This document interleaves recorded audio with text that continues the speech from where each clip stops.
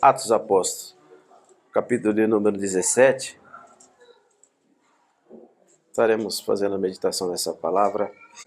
Oremos. Senhor, obrigado pela palavra, obrigado pelo momento, meu Pai, de compartilhar a palavra com os meus irmãos. Tu sabes de todas as coisas, Pai, que já lendo, já consigamos aprender, meu Pai, algo que o Espírito Santo já nos revela, Deus. E Tu possas, Senhor, Pai, falar mais.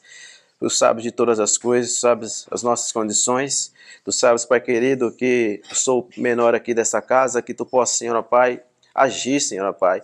E porque Tu tens todo o poder e Tu és, Pai, aquele, Senhor, Pai, a quem pode, Senhor, Pai, nos dar o alimento que tanto nós precisamos para continuar nossa luta. Nos ajude nessa manhã, que Teu nome seja glorificado, que possamos guardar a palavra no nosso coração e poder colocar em prática para a Tua honra e glória, em nome de Jesus. Amém, Senhor. Amém.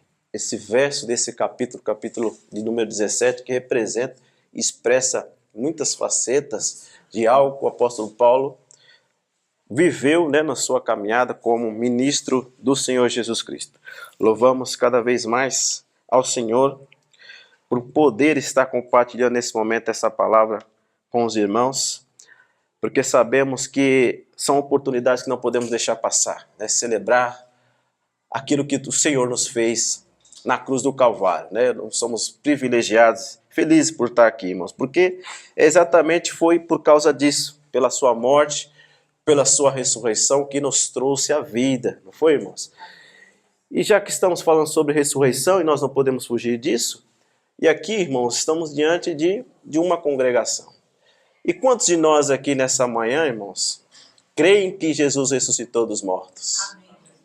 Quantos creem? Amém? Amém. Todos nós, irmãos, cremos que Jesus ressurgiu dos mortos, irmãos? Ele ressuscitou ao terceiro dia. A pergunta, irmãos, ela é própria para o nosso tempo, porque nem todos acreditam que Jesus ressuscitou. Embora nós professemos a Cristo, embora a gente tenha uma infinidade hoje de pessoas que dizem professar a Cristo, muitos deles acreditam em Jesus, mas não acreditam que Jesus ressurgiu dos mortos. Há um fenômeno hoje muito grande, irmãos, em nossa geração, de pessoas que acreditam em Jesus, mas não acreditam que Ele ressuscitou. Pode uma coisa dessa? Será, irmãos? Será que podemos ser cristãos, mas não acreditar que Cristo ressurgiu dos mortos? Perceba, irmãos, o tempo ao qual nós estamos vivendo. A situação que nós estamos, irmãos. A gente sabe que esses que não acreditam, a gente sabe que é oriundo, é claro, de um contágio que veio de anos e anos atrás. Mas desde os tempos remotos, nós vemos através da palavra, irmãos, no primeiro século, até mesmo pós a morte e ressurreição de Cristo. Isso foi muito dificultado, muitas pessoas ficavam na dúvida de que se de fato realmente Jesus ressuscitou, se de fato realmente Jesus ressurgiu dos mortos. Havia já essa dúvida já no primeiro século. E nós vemos, irmãos, esta dúvida estampada nas páginas da Bíblia, e principalmente nesse expoente que se chama Paulo, e que realmente foi aquele quem levou a mensagem a vários lugares das partes desse planeta. Ele leva a palavra, pois ele é um expoente. Principalmente o apóstolo Paulo, em seu ministério, há uma dificuldade que ele tem em se pregar que Jesus ressurgiu dos mortos. Perceba isso. Já era difícil para o apóstolo Paulo convencer os da sua própria raça. Já era difícil ele convencer judeus de que Jesus ressuscitou. Agora imagine você, ele ter que convencer gregos, ele tem que convencer bárbaros, ele tem que convencer romanos de que Jesus ressuscitou de fato. Já há uma dificuldade. Então havia uma dificuldade. Uma das principais dificuldades do apóstolo era essa: convencer pessoas, até mesmo da sua raça, de gregos e romanos, bárbaros, de que Jesus ressuscitou dos mortos. Há uma dificuldade do apóstolo. E perceba, irmãos, que isso foi o cerne da sua mensagem. Pois ele mesmo diz em Atos 24, 21, do porquê estava sendo julgado, do porquê estava sendo preterido para ser preso, exatamente pela ressurreição dos mortos. Ali em Atos 24, 21 ele diz: não ser estas palavras que estão entre eles, clamei, hoje eu sou julgado por vós, acerca da ressurreição dos mortos. Então Paulo, ele tinha na sua mente, essa palavra é a mensagem de levar para as pessoas que Jesus ressurgiu, que Jesus padeceu, que Jesus morreu, mas que ressurgiu dos mortos. Estava na essência da sua mensagem. E que para eles, irmãos, os gregos, era algo impossível de se aceitar, de se conceber que alguém que morreu pudesse reviver novamente. Então, grego não se acreditava, o romano também não, e principalmente o bárbaro não acreditava nessas coisas, que havia ressurreição. Veja a dificuldade do apóstolo em se pregar. A prova disso é o texto que acabamos de ler, o capítulo 17. Perceba que no versículo 1, Paulo, ele sai ali de Anfípolis e Apolônia, e agora ele está em Tessalônica. Ele está em Tessalônica para levar exatamente uma mensagem de ressurreição, de morte e ressurreição do nosso Senhor Jesus. Ele sai, ele está numa sua jornada, como ele, um missionário que leva a palavra. Ele vai, então passa por Anfípolis, depois Apolônia, e depois ele chega então a Tessalônica. E ali ele diz aquilo que o Senhor mandou falar. Ele permanece quantos sábados? 3 sábados, não é, irmãos? Texto aí. 3 sábados, explanando as Escrituras. Ali, irmãos, aonde? Em uma sinagoga. Ele está ali pregando a palavra. Ele está ali, irmãos, por 3 sábados. Ele ali é enfático. E ali ele permanece nesses dias, disputando com os judeus sobre exatamente o quê? As Sagradas Escrituras. Perceba, no versículo 3, é nítido o esforço que ele faz para exatamente, irmãos, convencer aqueles judeus daquela sinagoga de Tessalônica de que Jesus morreu e ressurgiu dos mortos. Perceba o versículo 3. Expondo e demonstrando o quê? Que convinha que Cristo padecesse e ressuscitasse dentre os mortos. E ele diz, é este Jesus que vos anuncio. Diz ele, é o Cristo. Perceba, a mensagem de Paulo, ela é essa em todo lugar que ele vai, em toda a sinagoga. É que Jesus padeceu, que Jesus morreu e que ressurgiu dos mortos e que ele é o Cristo de Deus. Louvado seja o Senhor, irmãos. E entendamos, irmãos, que saibamos que esta é a nossa maior incumbência em um tempo que se chama hoje. A incumbência de Paulo, que Jesus deu para ele, para anunciar a palavra, é a mesma que o Senhor nos dá, irmãos, nesses dias a qual vivemos, não é?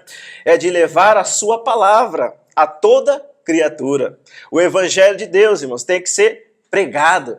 O evangelho do Senhor tem que ser anunciado, irmãos. Saiba que nós precisamos colocar na nossa mente também, irmãos, como uma principal incumbência do nosso Senhor, como um objetivo de um discípulo, de uma discípula de Cristo, de levar a palavra do Senhor, o evangelho dele, a toda criatura. De que forma? Explanando e demonstrando, assim como Paulo, que Jesus morreu, padeceu, ressurgiu dos mortos e virá nos buscar um dia.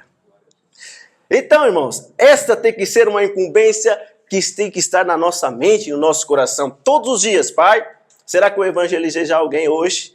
Hoje eu preciso evangelizar. Hoje nós estávamos falando sobre exatamente isso, da coragem que nós temos que pedir ao Espírito Santo, se nós não temos, para pregar a palavra, irmãos.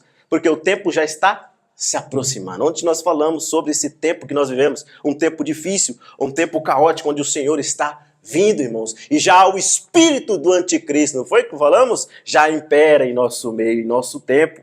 E por isso nós precisamos ser rápidos e, irmãos, pregar a palavra. A nossa tarefa como mensageiro de Jesus nesse tempo é expor e demonstrar que Jesus padeceu, que Jesus morreu, mas que ao 3º dia ressurgiu dos mortos. Glórias a Deus! Padeceu, morreu e ressuscitou.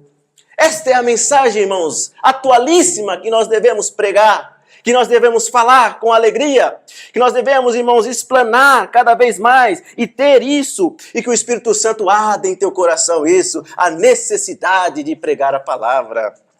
Amém, meus irmãos? Louvado seja o Senhor. Embora, irmãos, essa tarefa não é fácil, né? Ou é fácil?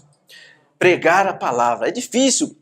Todas as vezes nós sabemos que o que tem que fazer, mas como fazer? Né? Como a gente vai se dirigir? Como então a gente vai ter estratégia? E a gente fica meio que retraído? Do que as pessoas vão pensar? Aí um fanático aí, ó. Olha aí falando. Não precisa ficar falando assim. E nós sabemos, irmãos, que não é fácil. Essa tarefa hoje é difícil, pois nós estamos vivendo em um tempo de hostilidade. hostil. As pessoas são hostis, irmãos. As pessoas até mesmo são sem educação, né? E que não querem, e ainda, irmãos, a receberem esta palavra. Então, olha só a nossa complexidade em um tempo que se chama hoje. Nós temos que fazer, mas e do outro lado, como seremos recebidos? Mas o Espírito Santo nos dá coragem, queridos, e ousadia para pregar a sua palavra. E que ele possa nos encorajar, irmãos, para que nós entendamos todos os dias. Eu preciso levar o evangelho, eu preciso pregar, eu preciso falar de Cristo, eu preciso falar que ele padeceu, que ele morreu e que ressurgiu dos mortos. É isso, irmãos, é a nossa incumbência. Nosso dever é esse, expor, demonstrar, através da onde? Da palavra que Jesus morreu, padeceu e ressurgiu dos mortos. Glória a Deus! Para isso, irmãos, falta algo nós. E nós precisamos, assim como Paulo, estar bem assíduos ao quê? A palavra. Nós precisamos todos os dias, irmãos, colocar em nosso coração de que devemos estar, irmãos, preparados. De que forma?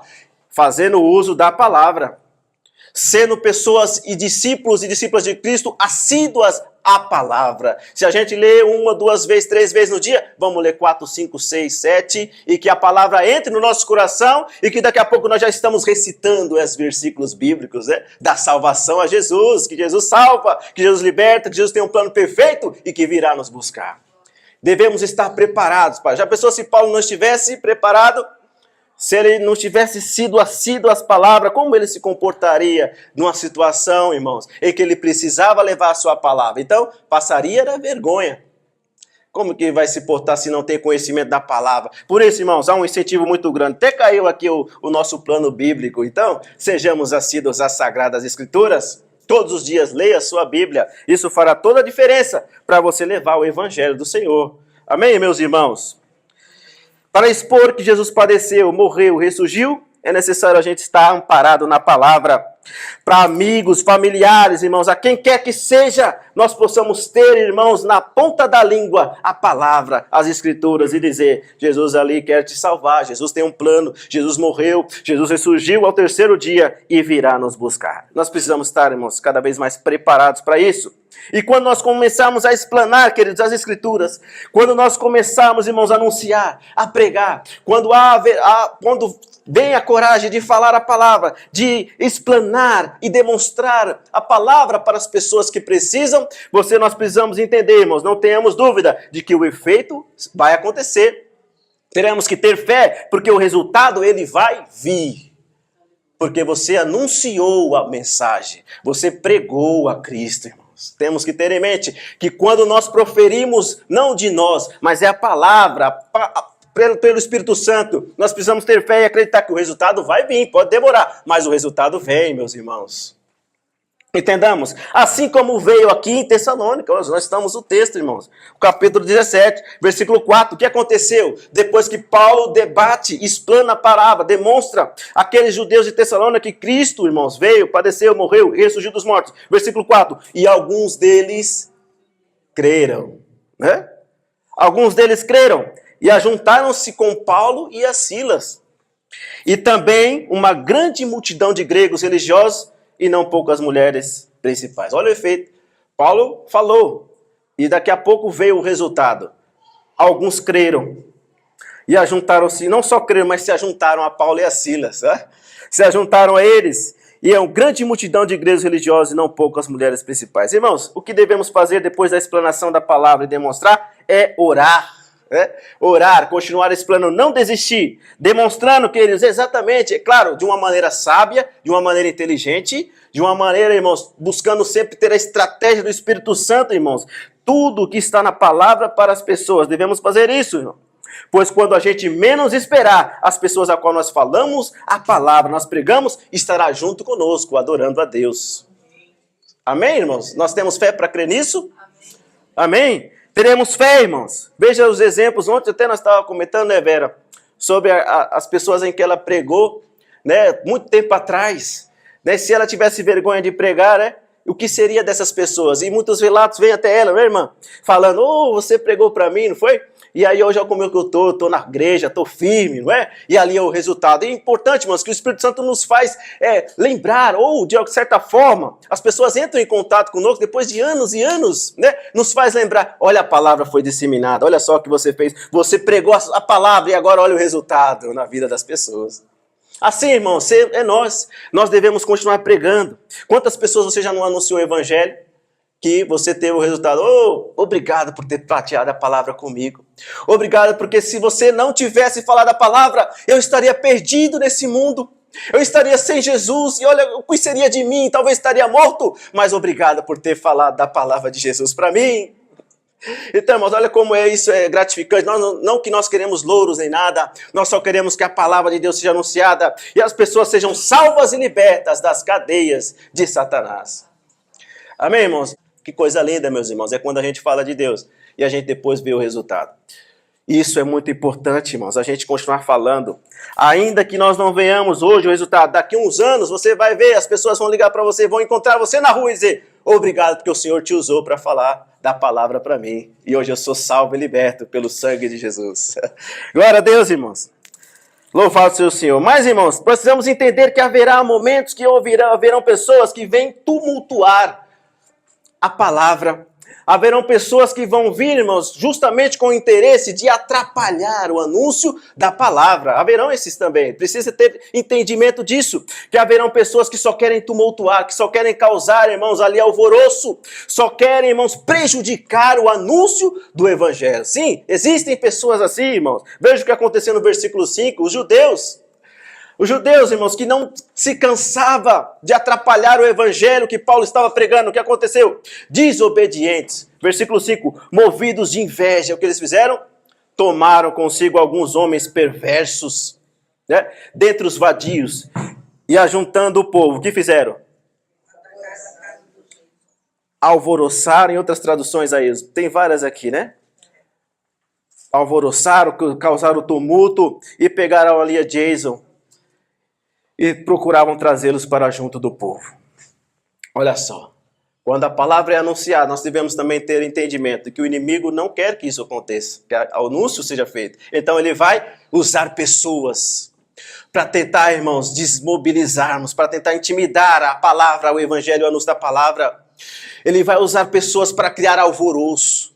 Olha só, intimidar. Eles foram na casa de Jason, ali trouxeram ele e ali inventaram um monte de coisa a respeito dele, juntos ali. Mas, irmãos, a respeito deste, Jesus já nos havia alertado em Mateus 23 e 13. Esses que estão tumultuando, irmãos, eles vão pagar, não vão? Esses vão pagar um preço muito alto. Ele diz ali, ai de vocês, mestres da lei, fariseus, hipócritas, hipócritas, vocês fecham o reino dos céus diante dos homens. Vocês mesmos não entram e nem deixam os outros entrarem. E perceba, queridos, então, meus irmãos, são esses mesmos que estão espalhados pelo mundo, que não entram e nem deixam outros entrarem no reino de Deus. Estão alvoroçando, criando causos. Então, queridos irmãos, nós estamos exatamente nesse momento, irmãos. As pessoas estão tentando atrapalhar, irmãos, a disseminação, ao anúncio do evangelho de Deus. Hoje, quantos hoje não existem aí atrapalhando o evangelho de Deus? Nós citamos ontem uma infinidade de situações, escândalos que acontecem. Esses que estão prejudicando o anúncio da palavra de Deus. Perceba, entendamos isso, irmãos, que não entram e nem deixam os outros entrarem no reino de Deus. Perceba, isso é muito sério. Mas a gente deve se preocupar com isso, irmãos? Não se preocupamos com esses, não se preocupamos com eles. Não ligue para esse alvoroço, não ligue para isso que eles estão fazendo. Não liguemos, irmãos, façamos a nossa parte, continuemos lançando a semente, continuemos pregando o evangelho, continuemos falando de Cristo, porque um dia, irmãos, esta mensagem que você pregou vai germinar. Glórias ao nome do Senhor. Vai dar frutos, e quão grandes frutos. Uma alma com preço para Deus, o que é? Irmãos, uma alma, irmãos, não tem preço, né? Então, irmãos, continuemos falando, pregando a palavra. Entenda, irmãos, continue lançando a sua semente, não ligue para o alvoroço, não ligue para o que estão fazendo, continuemos no nosso foco, continuemos com a nossa proposta, que é de pregar, que é de falar, olha só o que Paulo falou, esse negócio, ele expôs, demonstrou que Jesus padeceu, morreu e que ressurgiu dos mortos. Essa é a mensagem que nós devemos pregar. Então, queridos, não se incomode com esse barulho todo. Deixa fazer barulho, deixa alvoroçar. O que importa é que a gente siga com o nosso propósito diante do Senhor. Anunciar a palavra de Deus, pregar a palavra, dizer que ele morreu, mas que ressurgiu ao terceiro dia e virá nos buscar. Louvado seja o Senhor, irmãos. Isso é o que importa. Há um dos conselhos para Timóteo, o jovem Timóteo, em 2 Timóteo, no capítulo 4, versículo 5. E Paulo dá esse importante conselho para ele. Olha, Timóteo, e é isso que nós devemos fazer também. Tu seja sóbrio. A sobriedade nós devemos buscar também, irmãos. Sofre as aflições. Faça a obra de um bom evangelista e cumpra o teu ministério. Esse é o conselho para Timóteo e hoje para nós, a igreja hoje que se reúne nesse lugar, irmãos. Vá ali, cumpramos o nosso chamado, queridos, vamos ser sóbrios, vamos sofrer o que tiver que sofrer, vamos fazer a obra de um evangelista e vamos também, irmãos, cumprir o nosso ministério, o nosso dever para com o Senhor Jesus, como bons discípulos e discípulas do Senhor. Amém, meus irmãos? Isso é o que importa. Não se preocupe com o tumulto, deixa para lá. Façamos a obra de um bom evangelista e também cumpramos o nosso ministério para a glória do Senhor Jesus. Amém? Depois disso, Paulo está em Tessalônica. Daqui a pouco ele sai de lá. Mas ele vai para onde agora? Ele vai para Bereia. Ele vai para Bereia. Que lá ele encontra? Ele encontra uma facilidade. Por quê, irmãos? Porque lá existem irmãos e irmãs que fazem uso da palavra. Ele lá não tem dificuldade alguma. Ele tem dificuldade em Tessalônica na sinagoga, mas em Bereia não. Em Bereia ele sabe, ele está entendido que aqueles que estão ali fazem uso da palavra. Então, se Paulo falar alguma coisa que está fora, nós vamos então ver e aí nós precisamos corrigi-lo. Está fora, aqui, Paulo está fora, mas não. Paulo falava e eles ali iriam, examinavam a palavra para ver se está tudo certo. Ele passa em Bereia, ele está ali, mas ele leva a palavra. Mas lá não há dificuldades, porque lá existem pessoas que liam a palavra. Mas daqui a pouco ele sai de Bereia, ele vai para uma cidade chamada Atenas. Agora, a facilidade que ele tem em Bereia já não existe mais. A facilidade que ele tem, encontra ali irmãos verdadeiros que realmente leem a palavra já não existe. Mas agora ele está em um lugar que era um lugar verdadeiramente hostil. Um local onde a palavra, irmãos, era de difícil entendimento. É nessa cidade, a partir do verso 16, que ele está ali em Atenas. Há uma situação que fica mais difícil, porque ele encontra uma certa hostilidade, e aí a gente precisa entender isso. Mas que Paulo, irmãos, não está preocupado com isso, porque na sua mente, no seu coração, só está uma coisa. É a mesma que a gente deve ter. Levar a palavra, explanar e demonstrar para as pessoas que Cristo padeceu, morreu, e que ressurgiu dos mortos. Só está na mente dele, irmãos, anunciar que Cristo ressuscitou, seja na sinagoga ou na praça. Esse era o único objetivo do Paulo para ali, irmãos, para a sua mensagem. Versículo 17 enfatiza isso. De sorte que disputava na sinagoga com os judeus religiosos e todos os dias, aonde? Na praça, com os que se apresentavam. Então, seja na sinagoga, ele estava na sinagoga em Tessalônica, agora está na praça, já em Atenas. Em Bereia ele estava lá com os irmãos também. Então, seja em qualquer lugar, Paulo, o único objetivo dele era pregar a palavra, dizer que Cristo ressurgiu dos mortos. Paulo não se cansava, queridos, todos os dias ele estava ali em Atenas. Mas, como disse, o grau de dificuldade agora aumentou. Agora há uma outra situação que Paulo precisa enfrentar. Há uma situação difícil e que ele precisa estar bem preparado, irmãos, para estar ali em Atenas. Porque a gente já passou por tantas vezes por esse texto e sabe o que Paulo enfrentou em Atenas. Exatamente como nós lemos nesse capítulo 17.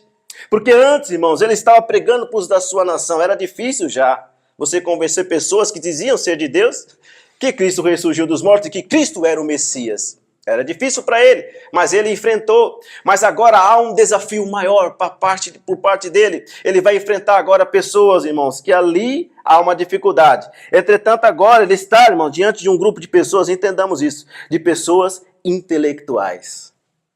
A nata do conhecimento está ali em Atenas.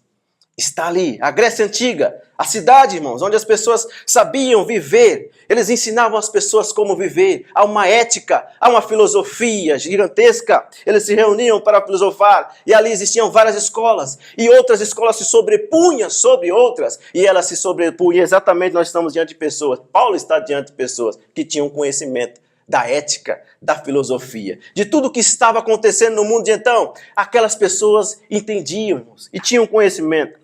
Entretanto, nós precisamos entender, irmãos, que é agora estas pessoas em Atenas que estão diante de Paulo. No versículo 18, diz o quê?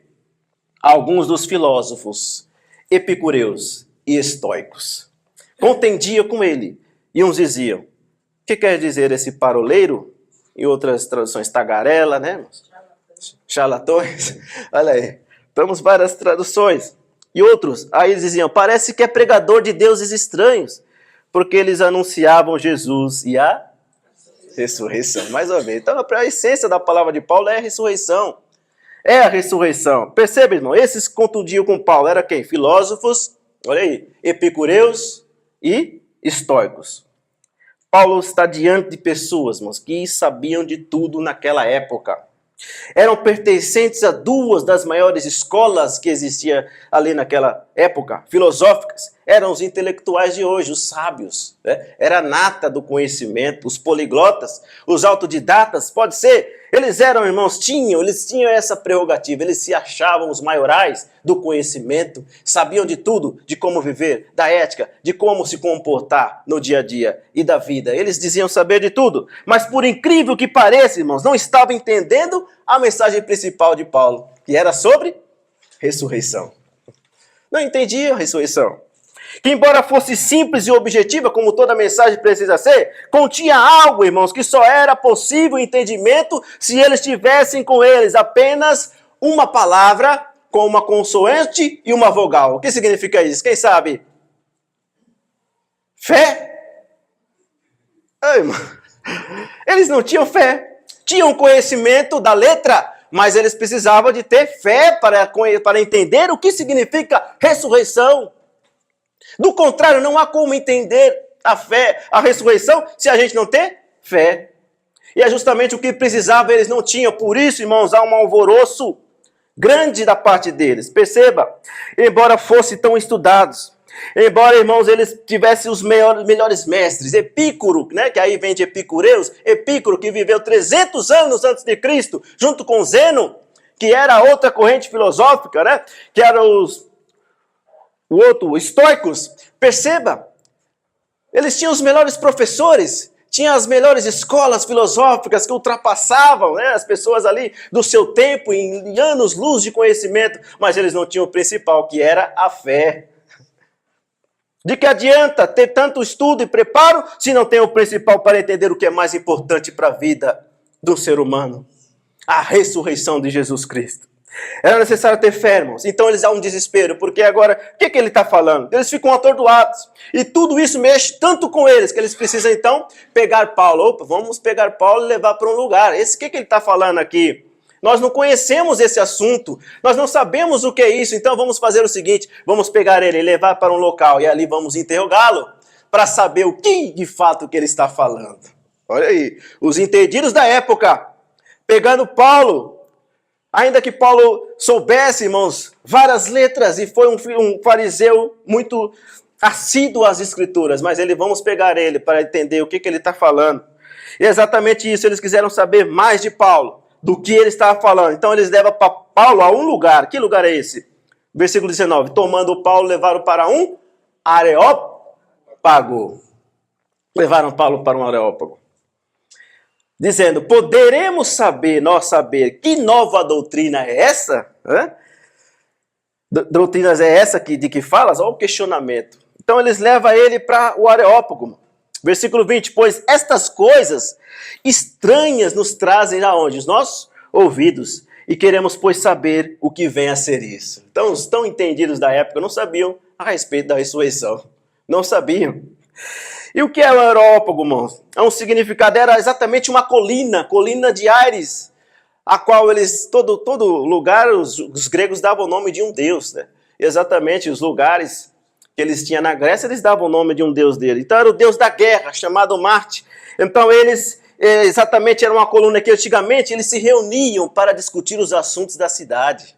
Os políticos, eles iam lá também para discutir os assuntos. Então, exatamente no Areópago, numa colina que tinha esse nome, e daqui a pouco eles mudam, né, um pouco essa forma, mas é exatamente isso. Né? Eles iam lá para resolver os problemas da cidade, falar o que está acontecendo, mas é exatamente nesse lugar que Paulo é levado, num Areópago. Então, queridos irmãos, justamente para quê? Para dar para ele uma resposta da pergunta que eles fizeram. Que doutrina nova é essa? Que coisas estranhas soam aos nossos ouvidos, e nós precisamos saber que nova é essa doutrina que você está falando, Paulo? E aí, queridos irmãos, ele vai. Paulo não nega, ele vai. Mas entendamos, queridos irmãos, também o nosso tempo. Há um ceticismo muito grande hoje imperando no nosso tempo. A dúvida, a incredulidade, a falta de fé está hoje imperando em nosso tempo, não é? É essa mesma confusão e essa dúvida do tempo de Paulo, ele é transpassada para nosso tempo, porque as pessoas hoje também não têm fé, né? As pessoas não acreditam. Mesmo, irmão, tendo evidência, mesmo tendo na palavra escrito sobre Jesus, as pessoas há uma dificuldade imensa de se entenderem o que Jesus fez por nós. Infelizmente, essa dúvida e um ceticismo muito grande está em nosso meio e muito forte na nossa geração. A cada dia que passa, aumenta, irmãos, o número de pessoas céticas, o número de pessoas que não têm fé, o número de pessoas que não acreditam. E isso tem aumentado. Um dos fatores para isso, o que é, irmãos? A incredulidade exatamente é.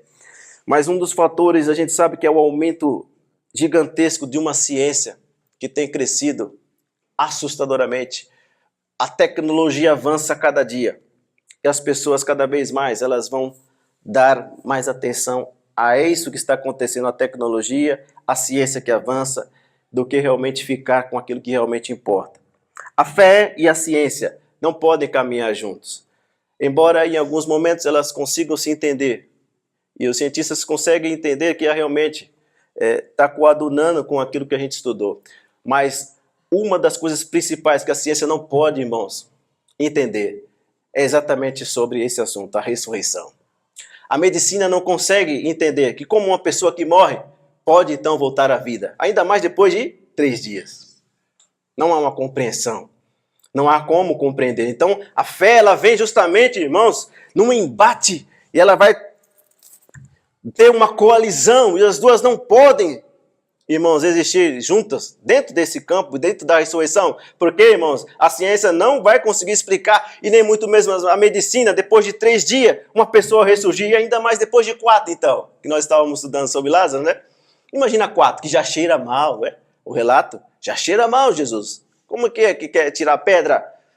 O estado de putrefação já está acontecendo no corpo. E aí? Como é que pode, então, voltar à vida? Alguém que já está, irmãos, ali cheirando mal. E o vale dos ossos secos, quem é que explica? Pode trazer vida? Os ossos? E aí, meus irmãos? Será que a ciência consegue explicar e a medicina já está no ossário? Pode então trazer vida, a carne pode voltar ao osso e ali pode reestruturando de uma forma ali congênita e começa a crescer e ali pode se formar de novo a pessoa. E aí, como que a fé consegue, irmãos, ali estar com a ciência juntos? Não tem como. Perceba, queridos irmãos, o que está acontecendo. E a gente entende isso porque a gente sabe, nós temos fé, não é? Somente o poder de Deus para ressuscitar uma pessoa depois que morreu. Somente a ação divina, irmãos. Não há outra explicação. E aí precisa ter fé para acreditar que isso Deus pode fazer, porque Ele faz o impossível, não é, irmãos? Glórias a Deus, nós precisamos ter em mente, irmãos, porque quem cria tem o poder sobre a criatura, não é? Então quem criou o homem e a mulher? Deus. Lembra no Bereshit, no princípio? O que aconteceu lá? O Senhor fez quem? O homem e a mulher, versículo 27, e criou Deus o homem à sua imagem e semelhança, a semelhança de Deus os criou, homem e mulher. É isso. Deus criou, então ele tem o poder sobre aquilo que ele criou, é a criatura, eu e você somos feitura dele, então ele tem poder, irmãos, para ressuscitar, irmãos, alguém que já morreu 4 dias, ele tem o poder. Lázaro, saia para fora! E Lázaro vem para fora. Envolto a faixa! Glórias a Deus! Temos fé para crer nisso, irmãos? Amém. E Jesus, então, né? A morte não podia detê-lo, irmãos. Não podia detê-lo a morte. E ali, irmãos, ele ressurgiu dos mortos ao terceiro dia. E aí Miriam foi lá no sepulcro. Não estava entendendo, era o jardineiro. Pensou que era. E Jesus, quando fala Miriam, ela é Jesus. Jesus, meu Salvador. E ajoelha. Não me detenha, porque eu ainda não fui para o meu Pai. Irmãos, que coisa linda é a ressurreição de Jesus. Que coisa linda é explanar e saber nos evangelhos e ler, e a gente lê e se põe na cena. A obra maravilhosa que Deus fez, irmãos. E que para tudo isso, por amor a mim e a você. Que coisa linda, né, irmãos? Que coisa linda, irmãos. Mas, irmãos, parte também disso, infelizmente, desse ceticismo e dessa incredulidade que nós temos visto por aí é também oriundo de algo muito importante. E é muita tristeza a gente falar isso no coração, porque no século XX, exaustivamente, alguns teólogos franceses, franceses, ingleses, disseminaram algo que vai contra exatamente o que nós temos na palavra. E nós precisamos entender e saber por que tanta incredulidade e fé, principalmente no nosso meio. A pergunta, e como eu comecei a introdução no culto, é que embora muitas pessoas, irmãos, aceitem Jesus, elas não aceitam o fato de que de fato Jesus ressurgiu dos mortos. Ora, irmãos, há um erro grave, porque se a gente não acredita na ressurreição de Jesus, por que somos cristãos então? Não faz sentido? Ou para você faz? Não há nenhum sentido. Mas, irmãos, teólogos franceses, teólogos lá de fora, irmãos, veio com uma doutrina muito que fez estrago sem precedente. Eles pregavam o existencialismo. Há uma linha filosófica de existencialismo que só acredita naquilo que existe e que aquilo que a ciência não comprova, a gente rejeita. E a fé onde está? Onde está a fé aí? Ora, irmãos, sem fé é impossível servir a Deus. E esses mesmos vêm, irmãos, dentro de uma teologia, entendendo com uma grande influência sobre as universidades do século XX, transmitindo exatamente uma mensagem de que, irmãos, era impossível que a ressurreição acontecesse. Dizendo que era impossível, de fato, que os evangelhos que a gente tem na nossa mão fossem escritos e que Jesus, irmãos, na verdade, ele veio, mas era só ali, veio com um grupo de pessoas, mas tá bom, mas não fez tanto milagre. Jesus não era tão assim como a palavra diz nos seus evangelhos. Os relatos do Novo Testamento, irmãos, são colocados em xeque exatamente por esses que foram, irmãos, do século XX. Isso é muito grave. Parte disso vem exatamente desse, irmãos. Eles diziam, a ressurreição é inconcebível. É impossível de se acontecer. Eles diziam, olha, pasmem vocês, aqueles mesmos que deveriam exatamente fazer uso da palavra e explanar e demonstrar, assim como o apóstolo Paulo, que Cristo morreu, ressurgiu ao terceiro dia. Eles estão fazendo ao contrário. Estão indo contra aquilo que Jesus, irmãos, e a palavra nos diz. Olha que coisa séria, mas o mais triste ainda é saber que parte dessa disseminação foi feita por essas pessoas que deveriam defender a palavra. Cadê a apologética? Não existe apologética mais? A defesa que dizem fazer da palavra. Não tem. Não tem, irmãos. E é isso que está acontecendo. A influência, irmãos, contagiou gerações. Essas pessoas eram muito influentes na sua época e contagiaram todo, irmãos, que eles puderam. Começaram a disseminar, irmãos, nas escolas. E ali, irmãos, veio uma onda de cristãos que não acreditam na ressurreição de Jesus, mas acreditam em Jesus. É difícil de acreditar. Mas isso causou um dano grave. E as ideias, irmãos, gerou muitos adeptos. Cristianismo sem crer que Jesus ressuscitou. Não existe isso, irmãos. Não existe isso.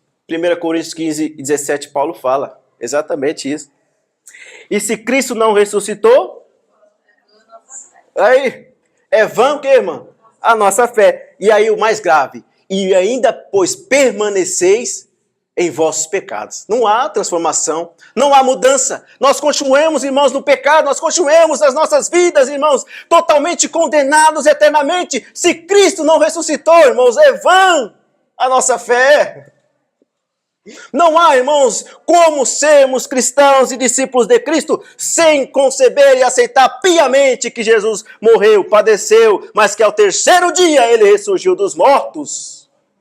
Não há como, irmãos. Aqui a gente precisa ser verdadeiro. E a palavra tem que ser pregada, ainda que a ciência diga o contrário, ainda que teólogos do século XX venham com toda essa influência de poliglota, de sabedores da palavra, não vamos conceber essa ideia jamais. Glórias a Deus! Não há razão para isso. Não há como ser discípulo, irmãos, se não acreditamos em que Jesus ressurgiu. Não há razão nenhuma para estarmos aqui hoje se nós não cremos que Jesus foi o primogênito dos mortos. Aleluia! Ele ressuscitou. A não ser que nós vivamos como eles. E como boa parte hoje dos nossos irmãos que dizem professar a nossa fé, levamos o cristianismo então como uma superstição. Se for assim, levar o cristianismo como uma filosofia de vida, só por pertencer a um grupo. Se for desse jeito, aí assim, só se a gente levar assim a palavra, irmãos, como uma superstição, o evangelho, como uma filosofia, como, preciso pertencer a um grupo. Quem eu vou pertencer? Vou pertencer aos evangélicos, vou lá. Mas não é que eu acredito em Deus, mas é só por estar ali participando, né? Só para dizer para as pessoas, eu sou lá, eu vou evangélico, eu vou na igreja, eu louvo ao Senhor. Mas não, só por isso. Se for assim, tudo bem. É assim que eles levavam no século XX.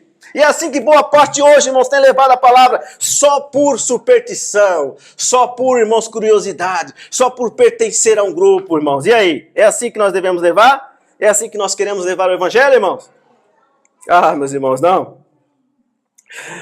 Irmãos, mas se de fato queremos viver a Cristo, acreditemos fielmente nas Sagradas Escrituras, aleluia, e temos fé para acreditar sim que Jesus Cristo ressurgiu dos mortos. Louvado seja o Senhor, irmãos. Então, irmãos, foi um incentivo do século XX por parte dessas pessoas. A dúvida e o ceticismo só tende a aumentar e as pessoas estão totalmente comprometidas com isso, com uma superstição, uma filosofia de vida, levando o cristianismo. Mas louvado seja o Senhor, que apesar de toda uma má influência disseminada no século XX, louvado seja o Senhor que apesar, irmãos, de estarmos vivendo dias turbulentos, em de viver situações adversas na nossa vida, na nossa jornada, ainda, irmãos, que nós temos levado, irmãos, temos sido, irmãos, totalmente ali atacados por tudo isso, irmãos. Glórias ao nome do Senhor, irmãos, que o Senhor tem nos dado uma lucidez espiritual. Glória a Deus. Louvado seja o Senhor que Ele tem nos dado essa lucidez gigantesca, blindando o que, irmãos? A nossa mente e o nosso coração, irmãos, contra essas ameaças que vira e mexe surgem para abalar a nossa fé. E perceba, irmãos, aqui no texto Paulo passa exatamente por essa dificuldade de pessoas que querem então questionar a ressurreição do nosso Senhor Jesus. Aqui está um texto a como Paulo passa dificuldades, principalmente aqui na Grécia, em Atenas. Diziam pessoas entendidas, poliglotas intelectuais, mas que haviam a dificuldade de aceitar a ressurreição de Jesus. Mas no meio de tanta dificuldade encontrada em Atenas, existia algo em favor de Paulo. Existia alguma coisa. Tantas adversidades, tantas coisas contrárias à ação dele em Atenas, mas existia uma situação, algo muito importante, que estava a favor dele naquele momento. O que era? Versículo 21, ele vai explicar que aqueles que estavam em Atenas não faziam outra coisa a não ser ouvir as novidades que estavam acontecendo na cidade. Então, irmãos, os atenienses, os estrangeiros, os residentes, de nenhuma outra coisa se ocupavam, senão de dizer e ouvir alguma novidade. A favor de Paulo está isso. A curiosidade das pessoas em saber o que de novo está acontecendo na cidade. Só existe isso a favor de Paulo. E isso é importante, porque se está curioso, então é o momento que eu vou pregar. E Paulo fala, esse é o momento, é isso que eu quero mesmo, que vocês sejam curiosos. Agora é a minha vez que eu vou pregar para vocês, eu vou trazer a mensagem da cruz para vocês, da ressurreição de Cristo. Glória a Deus. A favor de Paulo estava isso, irmãos. Porque o assunto da ressurreição despertou curiosidades em todos aqueles habitantes de Atenas. Então, irmãos, para contagiar cada vez mais, Paulo precisou ali estar ali pregando, e essa curiosidade despertou em Atenas. Ela contagiou cada vez mais aquelas pessoas. E é o que nós precisamos orar hoje. Talvez as pessoas hoje não tenham tanta assiduidade, não queiram realmente saber de Jesus, mas que através de uma curiosidade, a gente ora, irmãos, para que essa curiosidade chegue, a mesma que estava em Atenas, chegue também ao nosso tempo, para que as pessoas fiquem, opa, o que está falando de Jesus? Eu quero saber. Eu quero saber quem é Jesus, o que ele fez. Que essa mesma curiosidade despertada na Atenas possa estar hoje, nesse nosso tempo, para que possamos pregar a palavra, não é, meus irmãos? Glórias a Deus, e que nós possamos orar para que essa curiosidade contagie a nossa geração, capaz de elas estarem curiosas a respeito da palavra, a respeito de Jesus, a respeito do que Jesus, então, quer fazer, o que ele tem para mim. Então, irmãos, que essa curiosidade venha, que a gente possa orar, e você, para que essa curiosidade contagie a nossa geração e eles possam chegar, através da curiosidade, ao Senhor Jesus. Amém, queridos irmãos? E Paulo ali está. Colocaram Paulo no meio do Areópago. Queriam saber dessa nova doutrina. O que eles fazem? Vamos pegar Paulo, venha comigo. Ele coloca exatamente no meio do Areópago, para que Paulo então explique o que ele está falando ali no versículo 22. Estando Paulo no meio do Areópago, disse, aí começa a explanar a palavra: homens atenienses, em tudo vos vejo como sendo um tanto supersticiosos. Nós não vamos explanar todo o texto, o tempo já se avança todo, irmãos, mas do 21 do 23 até o 31, Paulo, ele vai explanar a palavra. Todos nós já discorremos sobre esse texto, você também já deve ter lido essa parte onde Paulo fala da superstição ali, dos deuses que estão ali, mas a gente vai então não explanar todos esses versículos, mas a gente vai dar um pulo aí a partir do versículo 32, onde há uma interrupção, para a gente poder cear. Há uma interrupção na parte do discurso de Paulo. Paulo está pregando, e quando chega exatamente um determinado assunto, exatamente que é o cerne hoje da mensagem, eles pedem para Paulo parar, porque para eles era demais ouvir aquilo. Parte daqueles intelectuais, irmãos, não suportaram o assunto da ressurreição. Então agora eles pedem para Paulo, opa, para por aí. Versículo 32. E como ouviram falar da ressurreição dos mortos, o que uns faziam? Escarneciam, e outros diziam, acerca disso te ouviremos outra vez. Paulo, para por aí, já falou muita coisa. A ressurreição não era algo que eles eram concebidos, eles acreditavam na imortalidade da alma, mas não que alguém pudesse vir ressuscitar. Então eles dizem, olha, para por aí, Paulo, já chega, já ouvimos você demais, outra vez nós vamos ouvir. Ao mesmo tempo que a curiosidade foi importante para se obter atenção, depois que ouviram a respeito da ressurreição, não quiseram mais ouvir a Paulo. Para por aí, Paulo, chega. Então, irmãos, depois que eles ouviram, eles não quiseram ouvir, aí vem a incredulidade. A incredulidade tomou conta do coração de todos aqueles que estavam naquele Areópago. Pior que isso, alguns, a palavra diz que escarneciam. O pior de estar incrédulos é escarnecer da mensagem da cruz. A ressurreição de Jesus, irmãos, não foi levada a sério dentro daquele Areópago. E até hoje, irmãos, não tem se mantido e não tem sido levada a sério no nosso tempo, não é? A ressurreição de Jesus não foi levada a sério. Devido ao que, irmãos? A uma filosofia, como disse, de existencialismo no nosso tempo. E até hoje isso tem se mantido. Devido a uma filosofia, uma incredulidade que toma conta de uma geração que é incrédula, que não tem fé e ainda que principalmente escarnece da palavra de Deus. Nós estamos em uma geração que escarnece, que já não basta ser incrédulo, já não basta ter incredulidade, elas proferem ofensas, elas blasfemam e elas escarnecem da mensagem da cruz. Diante disso, irmãos, não há outra alternativa. Diante da zombaria, diante do escárnio, a gente pode até tolerar a incredulidade. Jesus diz, olha, continue pregando, continue falando. Mas a zombaria e o escarnecimento é algo que é muito complexo e difícil de se conceber. Tanto é que Paulo, o que ele faz no versículo 33? Ele insiste, ele sai do meio deles.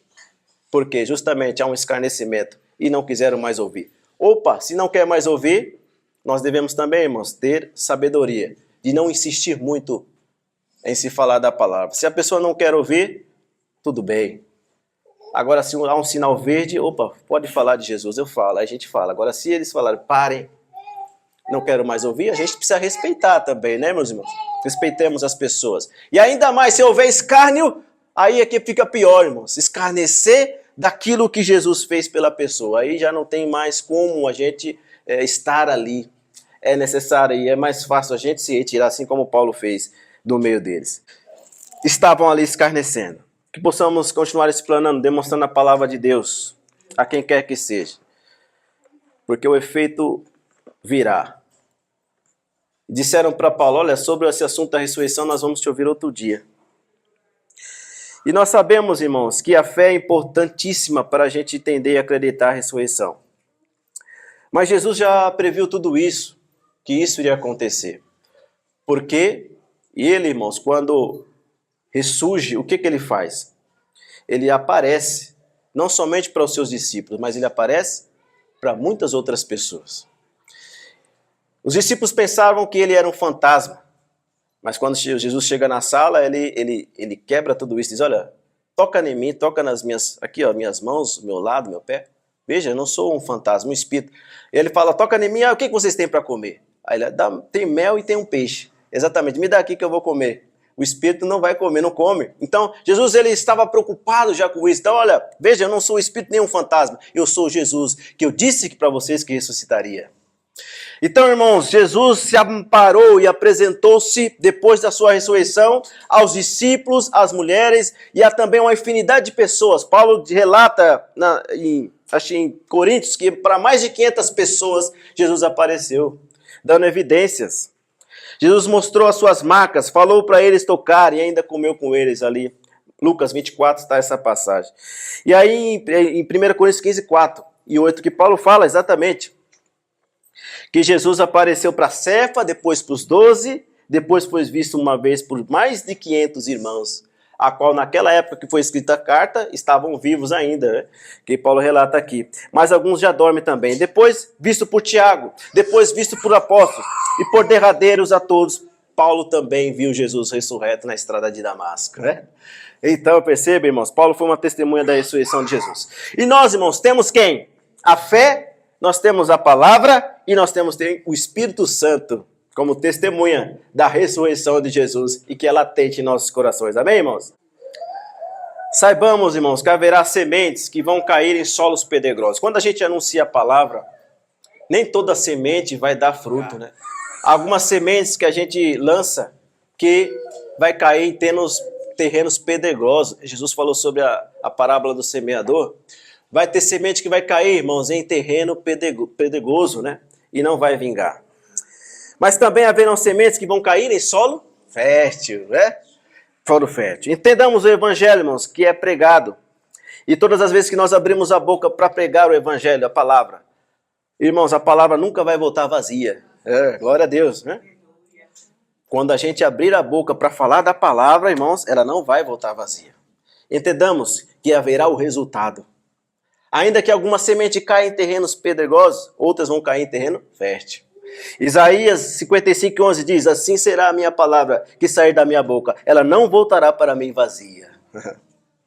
Antes fará o que me apraz e prosperará naquilo para que a enviei. Então o efeito será, o resultado acontecerá. Então, irmãos, entendamos nessa manhã que nós devemos continuar lançando a semente. Amém?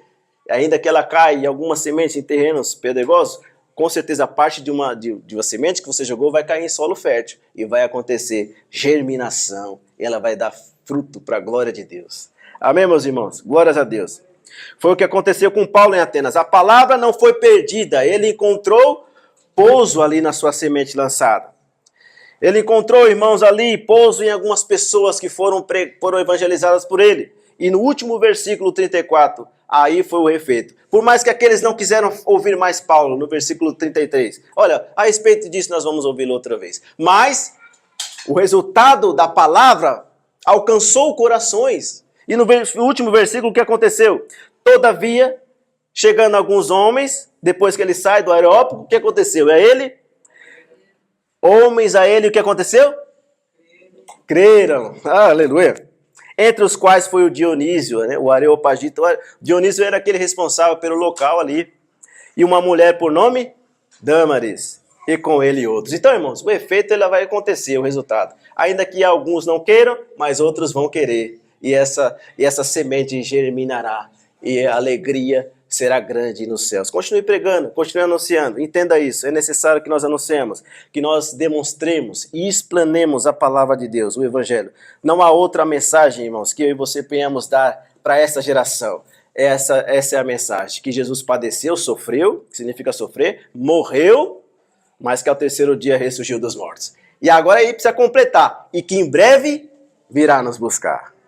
Essa é a mensagem que nós devemos dar, que você sinta encorajado pelo Espírito Santo, para que seja realmente um instrumento de Deus, que realmente faça a diferença. Pregue a palavra, pregue que Jesus vai voltar, pregue que ele morreu, pregue que ele tem um plano perfeito para uma geração perdida, para uma geração que já não tem mais esperança, vive por viver. Pregue que Jesus tem a esperança e a solução. E é isso, queridos irmãos. Faça isso em nome de Jesus, amém?